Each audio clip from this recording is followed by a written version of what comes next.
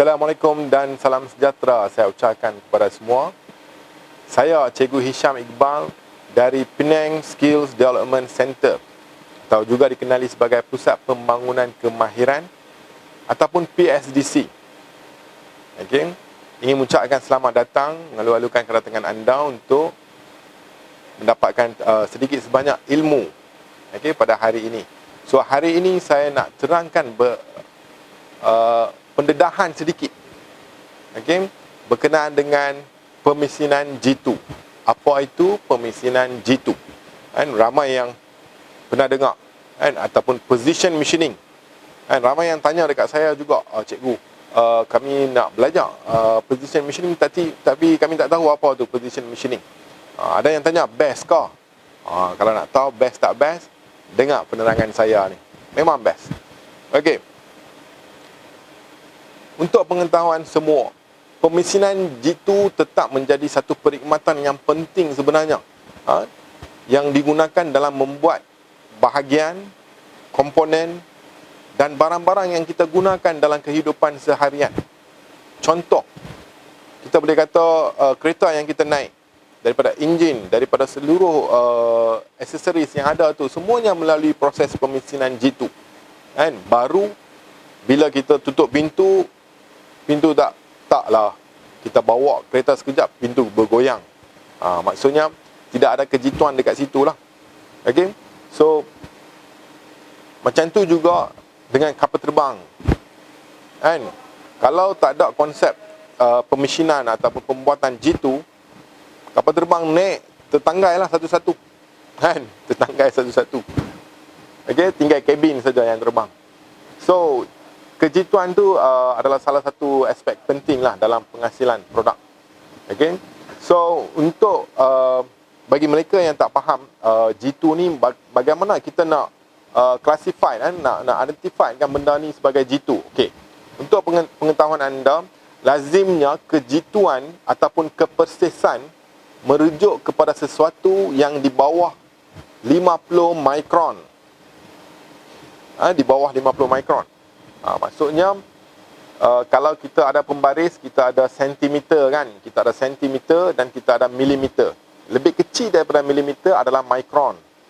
Okay? So contoh saya bagi, kalau 100 mikron lah, kalau 100 mikron, okay, ianya dalam mm adalah 0.1 mm. 0.1 mm, 0.1. Okay, 0.1 mm is equals to 100 micron.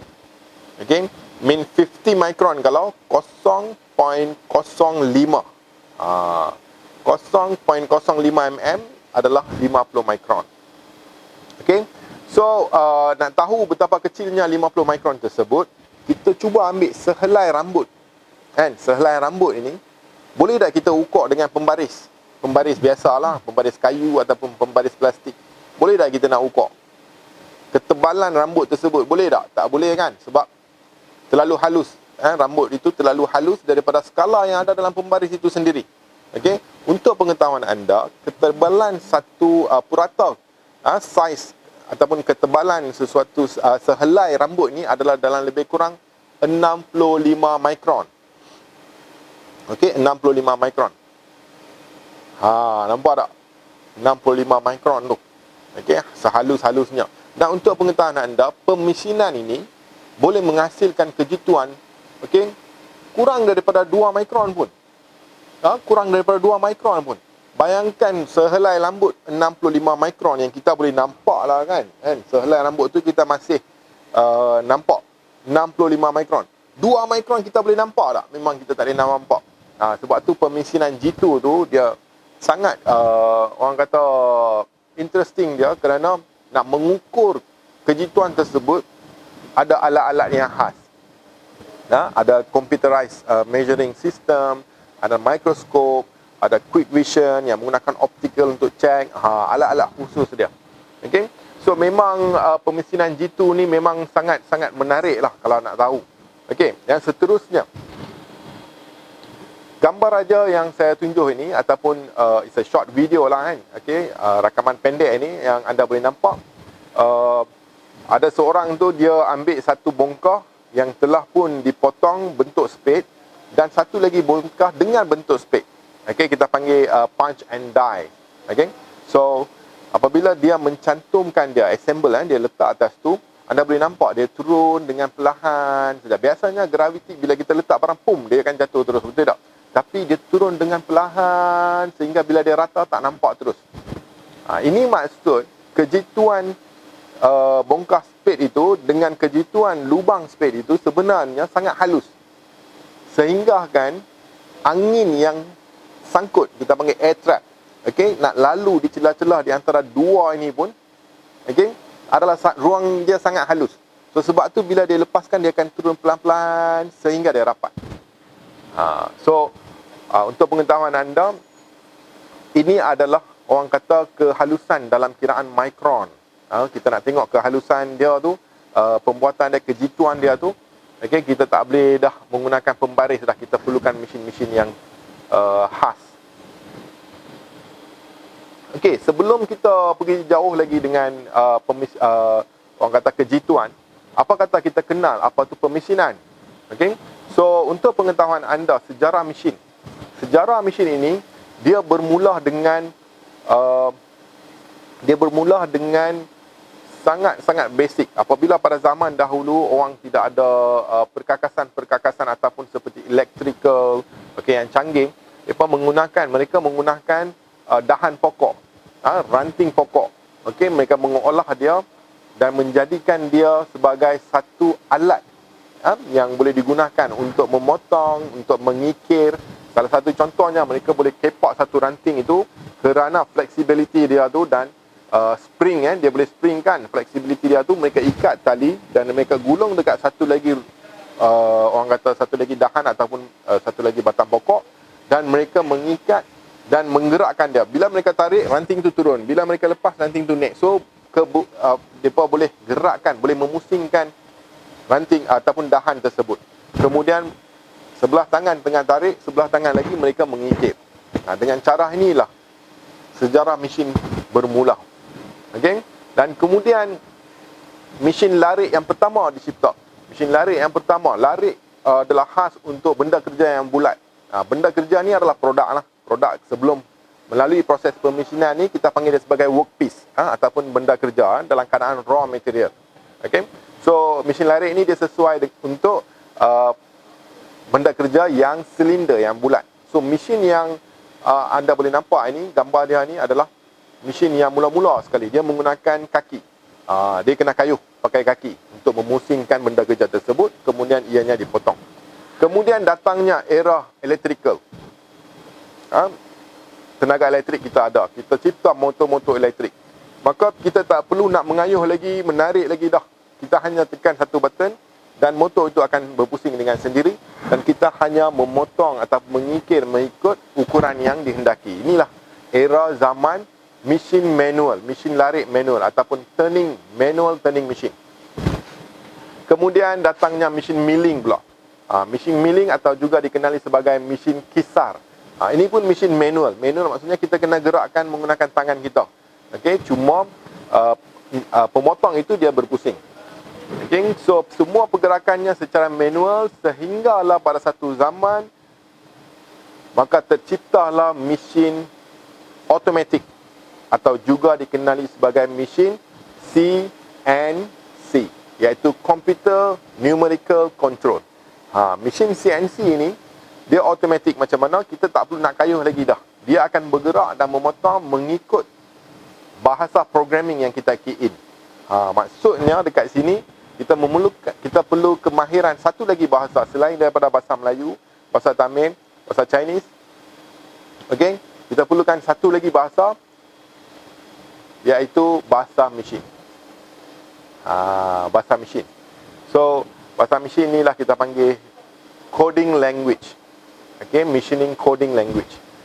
So mesin yang pertama ni yang dicipta ni, nampak tak gambar rajah tersebut?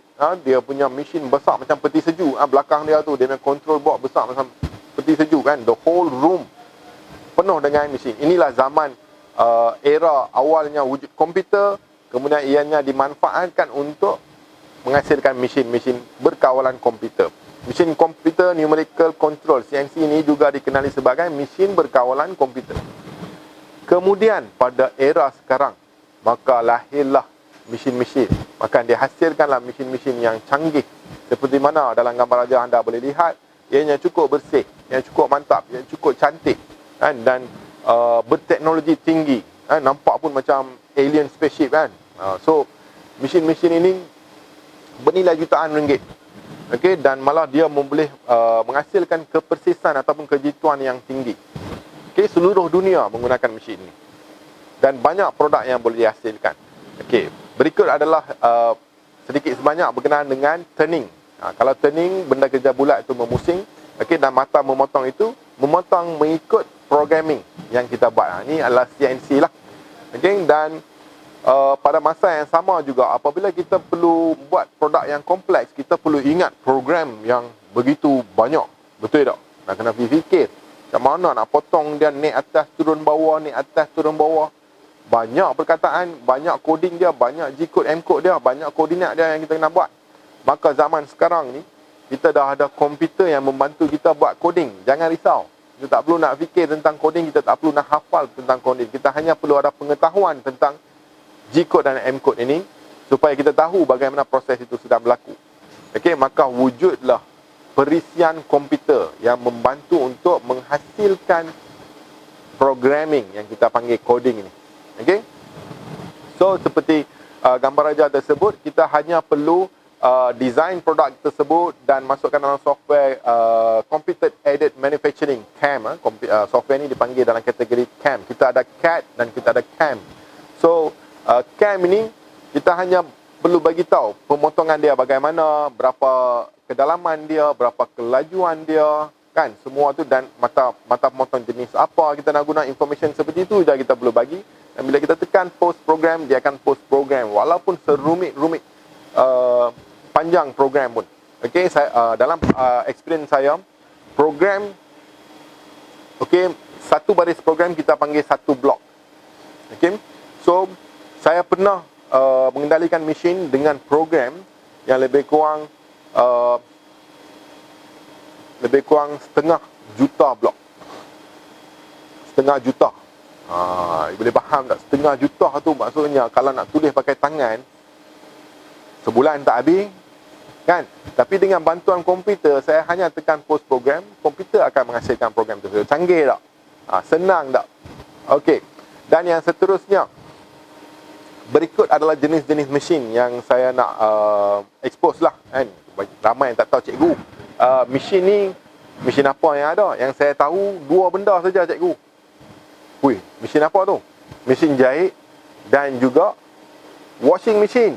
Dua-dua ni mesin apa, cikgu, yang kita selalu duk guna? Yang ni mesin. Tapi mesin yang saya nak terangkan ni adalah mesin dalam sektor pembuatan. Mesin yang membuat mesin-mesin ini. Mesin yang menghasilkan mesin-mesin ini. Okey, salah satu contoh mesin yang kita ada dekat sini adalah surface grinding machine. Surface grinding machine ini, dia punya kejituan tu sangat tinggi, kosmetik permukaan dia pun sangat cantik. Okey, dia menggunakan batu canai, bukan roti canai transparut. Jangan silap, dia menggunakan batu canai. Okey, untuk mencanai permukaan. Okey, batu canai ni kita boleh kategorikan macam oil stone lah yang kita guna, kan, yang parents kita guna dekat dapur untuk mengasah pisau, kan, ada batu, kan. Batu tu bila permukaan dia kasar, okey, dia boleh digunakan untuk menajamkan pisau, betul tak? Okey. So bayangkan batu itu telah dibulatkan. Okey, dan dipasang kepada satu mesin dan dipusing dalam kelajuan RPM yang tinggi. Maka dia boleh digunakan untuk mencanai permukaan benda kerja yang kita nak dengan sangat jitu. Okey, yang seterusnya adalah CNC EDM wire cut machine. CNC EDM. EDM ni nama panjang dia, susahlah kalau anda nak ingat, kan. Iaitu Electrode Discharge Machine. Maksudnya dia menggunakan elektrik. Dia menggunakan elektrik. Bila kita dengar wire cut, kan, ramai yang akan tanya, cikgu, bolehkah seutas wire ni memotong benda kerja yang tebalnya begini? Saya kata tak mustahil. Okey, wire yang diameter 0.25 ni boleh memotong stainless steel yang tebal begini. Nak angkat pun berat ni. 10-20 kilo ada ni, berat dah. Nak angkat pun berat. Tapi satu helai wire ni dia boleh potong ikut programming kita. Kan? So, bagaimana dia memotong? Dia memotong dengan bantuan elektrik. Maksudnya wire ni dikeliling dengan elektrik. Elektrik yang kena kepada stainless steel tersebut dan hakis laluan tersebut. Inilah salah satu mesin yang membuat pemotongan di dalam dengan cara tenggelam, submerge. Dia ada dekat dalam. Dia kena ada air. Air penuh. Dia potong dekat dalam air. Menarik tak? Menarik kan? Okey. Yang seterusnya kita ada CNC tool and cutter grinder machine. CNC tool and cutter grinder machine ini biasanya digunakan untuk mengasah drill, kan? Bukan mengasah saja. Kalau nak ambil satu rod dan nak hasilkan bentuk drill, semua orang tahu kan drill tu bentuk dia macam mana, mesin ni boleh buat. Mesin ni lah yang akan buat. Okay? So dia boleh asah end mill. Biasanya tuling-tuling yang digunakan dekat CNC ni, sebab semua mata pemotong dia boleh tumpul. So nak asah, sedangkan pisau di rumah yang kita guna potong bawang pun boleh tumpul kan. Ini bahkan ini adalah mata pemotong yang digunakan untuk motong besi, betul tak? So ia pun akan tumpul juga. So CNC tool and cutter grinder ni digunakan untuk mengasah mata pemotong. Okey, dan kemudian kita ada CNC turning machine. CNC turning machine seperti dalam gambar rajah anda boleh nampak kan, dia boleh memotong bentuk mengikut programming kita. Dan khas untuk benda kerja yang silinder. Dan manakala CNC milling machine pula, dia boleh memotong benda kerja yang petak, rectangle, square, yang bersegi lah. Okey, yang silinder tu khas untuk CNC turning. Okey, yang bersegi tu khas untuk CNC milling machine. Okey, untuk pengetahuan anda, ada yang tanya, siapa yang duk guna mesin-mesin ni cikgu? Siapa yang duk guna mesin-mesin ni? Okey, untuk pengetahuan anda, industri yang menggunakan mesin-mesin CNC dan menghasilkan produk-produk itu salah satunya adalah automotive industry. Pernah dengar Tesla kan? Tesla car, fully electrical car. Okay? So, bukan Tesla saja, BMW, Mercedes, even Proton pun memerlukan mesin-mesin CNC ini untuk menghasilkan produk mereka. Terutamanya adalah enjin. Okay? Enjin. Satu enjin tu kalau kita nak borkan dia, nak hasilkan dia, dia sebenarnya datang daripada casting, kemudian dia akan ada roughing dan finishing menggunakan mesin CNC. Okey? Kerana mesin CNC boleh menghasilkan produk yang jitu. Dan yang seterusnya automation. Automation ni nak buat robot, robotic arm, nak buat line untuk industri, sistem, orang kata nak buat automation system. Contohnya macam saya ada satu kilang sos. Setiap hari saya kena keluarkan produk 1000 produk setiap hari. Kan, takkan saya nak upah 20-30 orang dekat situ, kan, dan tuang. Sudah tentu mempunyai defect. So kalau saya punya demand 1000 sehari, saya boleh buat satu sistem automation.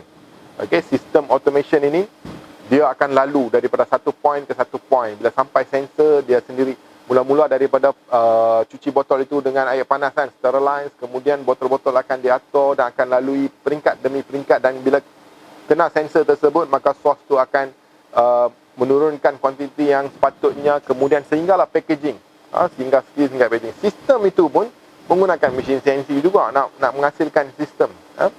Okay, kemudian construction, heavy duty construction, nak hasilkan backhoe, escalator, semua ni peralatan-peralatan ni perlu. Even though chainsaw punya casing tersebut tu pun dalam dia punya ni semua perlukan pemotongan CNC juga, perlukan mesin CNC yang menghasilkan benda-benda ni. Okey, dan aerospace. Untuk pengetahuan anda, dekat Penang sendiri pun kita ada company-company aerospace seperti SAM, Aviatron, okey, yang menghasilkan produk-produk untuk aerospace, untuk kapal terbang, Boeing. Okay, so mereka menghasilkan exhaust dia. So kalau tengok dekat kilang tersebut, mereka mempunyai mesin CNC yang besar kerana exhaust dia besar, kan? Bukan macam exhaust motor. Kapal terbang boleh pakai exhaust motor tak kecil macam ni, tak boleh kan, exhaust dia besar. So mesin dia pun kena besar. Dan yang seterusnya medical. Bila main tentang medical ni, saya ada satu paparan yang menarik tentang medical. Ramai yang ingat, macam mana medical dengan engineering ni boleh ngam? pening. Ramai yang macam mana engineering ataupun pemesinan ni boleh membantu dari segi medical. Nak tahu, akhir sekali saya ada satu video yang menarik, sangat menarik. Mungkin ramai yang tak tahu. Tapi itulah trend dia sekarang. Dan yang seterusnya, daripada skru sehingga penghasilan barang kemas. Boleh nampak barang kemas kan, rantai, cincin. Okay? Dia ada mesin CNC yang kecil untuk memotong barang kemas ni. Dia ada software dia sendiri. Kita boleh design dan tak macam dulu. Dulu tukang emas tu dia kena buat sendiri, kena gergaji pakai penghasilan. Sekarang dah ada mesin dah yang akan banyak membantu proses penghasilan tersebut. Dan gigi palsu. Okey. Dan juga motorsport, MotoGP, motorsport ataupun kita kata Formula 1. Formula 1 ni tanpa mesin CNC maka tak ada lah pemenang dia, maka tak ada lah racing dia. Okey, sebab semua barang-barang yang dihasilkan untuk meningkatkan prestasi sesuatu motorcycle superbike ataupun suatu kereta Formula 1 adalah mesti melalui proses pemesinan CNC kerana kejituan dia tersebut. Okey, dan juga implan. Berkenaan dengan implan, kita akan tengok beberapa video nanti yang menarik. Implan dulu kereta motor saja ada spare part, betul tak? Kan dulu kereta motor saja ada spare part. Kan ada certain spare part lah untuk barang-barang yang lain. Tapi sekarang manusia pun ada spare part. Nanti kita akan tengok apa tu spare partnya. Okey? Okey guys. Kalau saya akan play satu paparan video yang menarik berkenaan dengan bagaimana mesin CNC ini beraksi. Okey, untuk pengetahuan anda, ia akan menghasilkan satu helmet. Helmet yang kita pakai naik motor kan, helmet motocross, full face tu. Okey, fully dengan menggunakan satu bongkar aluminium saja. Okey, mesin tu akan menghasilkan detail dia sangat halus. Anda boleh nampak sekejap lagi. Kan dia berbusing, dia punya flexibility, pemotongan dia tu memang cantik. Okey, saksikan.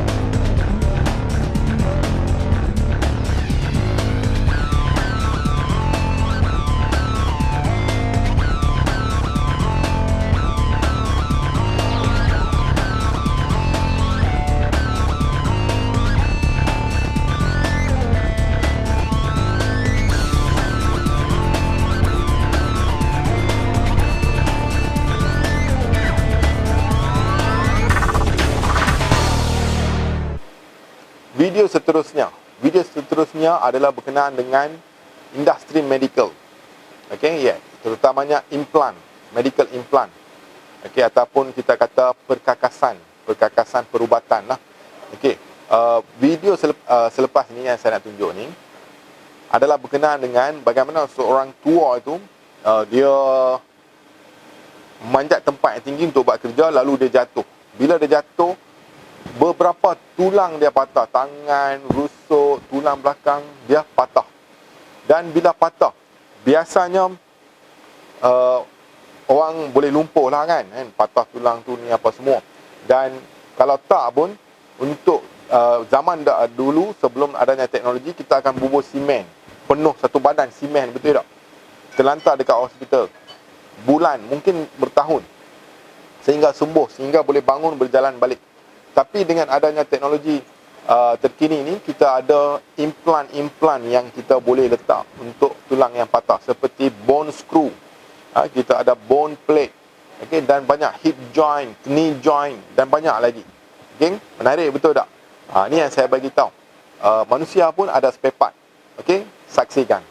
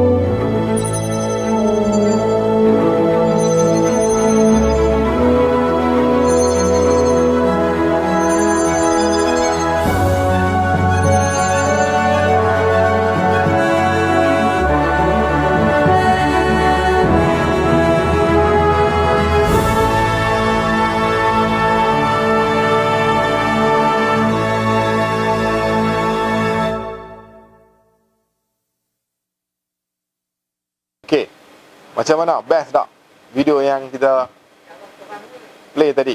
Okey Okey. Yang seterusnya apa yang saya nak terangkan adalah berkenaan dengan training pathway. Okey.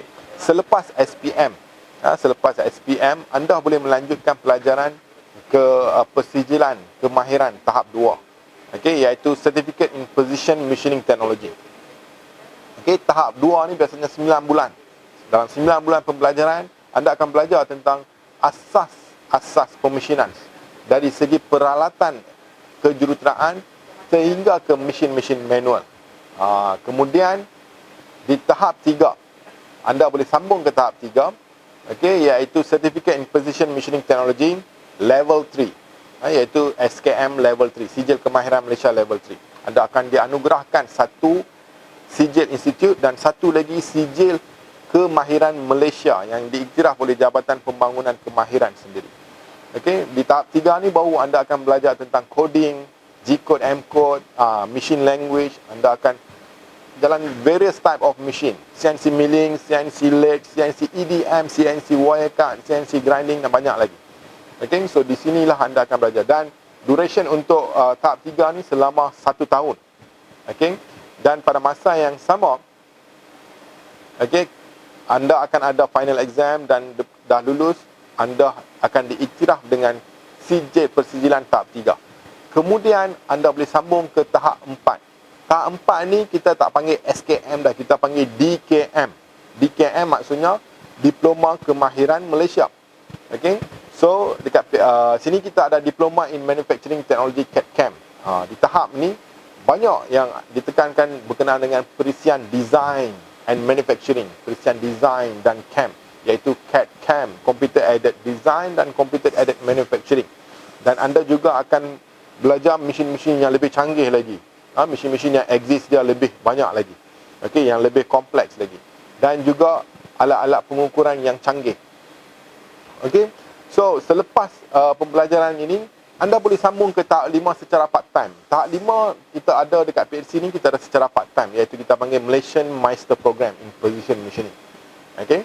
Dan anda juga dengan tahap 4 boleh melanjutkan pelajaran anda di ataupun kita panggil Bachelor in Degree.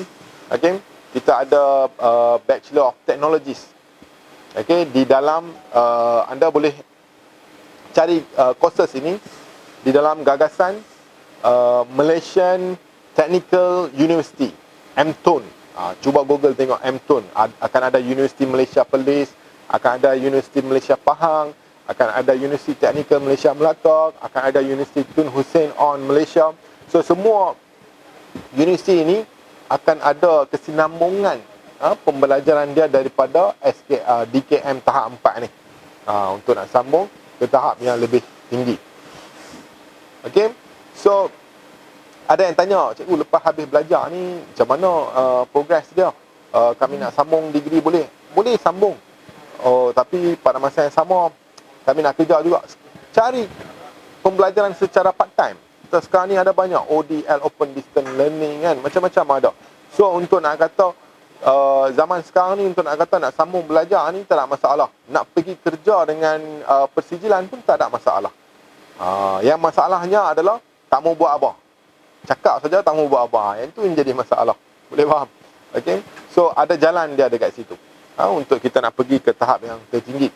Dan pada masa yang sama, okay, ada juga yang tanya, cikgu, macam mana dengan peluang pekerjaan? Okay. Ini satu soalan yang bagus. Di sini hampir kebanyakan pelajar kami lah, kita boleh kata keseluruhan pelajar kami, okay, dari segi employability, dari segi peluang pekerjaan itu, sebelum mereka habis belajar, kita akan pastikan sebulan sebelum mereka habis belajar, semuanya dah ada kerja. Semua dah ada offer letter dah untuk masuk kerja. Habis belajar, terus kerja. Okey, maksudnya nak cari kerja tu tak ada masalah, sebab kita tak pergi cari kilang, kilang cari kita. Kilang yang akan mencari kita, kerana demand dia macam tu. Untuk position machining ni, demand dia begitu. Okey, dan position yang macam mana? Okey, anda bila keluar dengan tahap 3 ataupun tahap 4, okey, dengan tahap 3 saja anda boleh menjadi seorang machinis yang boleh mengendalikan mesin-mesin CNC yang orang lain tak boleh kendalikan, kerana anda mempunyai pengetahuan dan anda faham bahasa mesin. Okey. Dan yang seterusnya, apabila anda mempunyai diploma, maka anda boleh jadi assistant engineer, technician. Okey. Dan juga programmer. Programmer maksudnya kerja dia adalah setiap kali dia dapat drawing, dia kena buat programming. Dia kena menggunakan software untuk buat programming. Okey, kemudian program itu akan diberikan kepada machinis untuk dia upload dekat mesin dan buat setup. Okey, programmer.